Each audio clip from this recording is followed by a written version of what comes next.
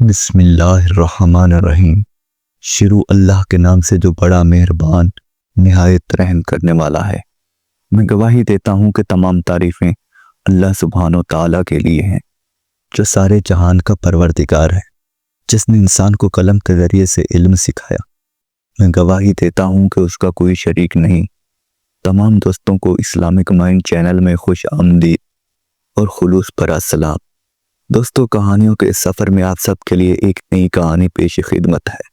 ایک ایسی شخصیت کی کہانی جس کا ذکر کیے بغیر تاریخ مکمل نہیں ہوتی، جس نے ہمدردی اور سخاوت کی وجہ سے لوگوں کے دلوں پر گہرا اثر ڈالا، جو آج بھی لوگوں کے دلوں میں زندہ ہیں۔ اس عظیم شخصیت کا نام حاتم طائی ہے۔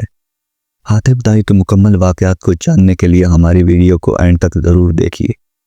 حضور کے زمانے میں کچھ لوگ قید ہو کر آئے۔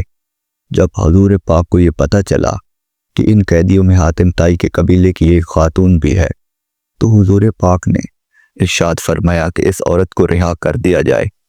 یہ خوشخبری جب اس عورت کو سنائی گئی تو اس عورت نے یہ کہہ کر آزاد ہونے سے انکار کر دیا کہ میرے ساتھ قبیلے کے دوسرے لوگ بھی ہیں۔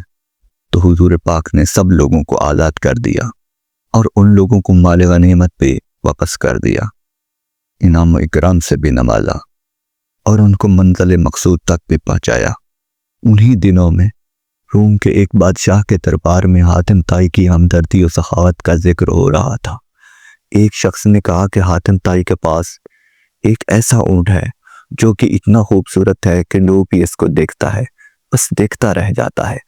تو اس بادشاہ کے دل میں خیال آیا کہ حاتم طائی کو ایک بار آزمایا جائے۔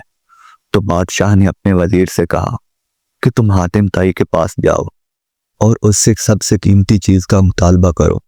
تو دربار میں سے ایک شخص نے کہا کہ بادشاہ سلامت، حاتم طائی کی سب سے پیاری اور قیمتی چیز اس کا اونٹ ہے۔ بادشاہ کو اس شخص کی بات بہت پسند آئی۔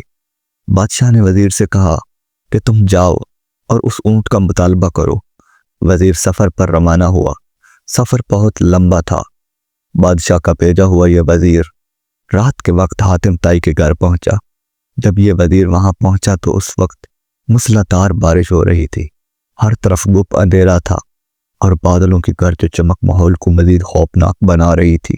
ایسے حالات میں مہمان کی مہمان نوازی کرنا تو دور کی بات، گھر سے باہر نکلنا بھی مشکل تھا۔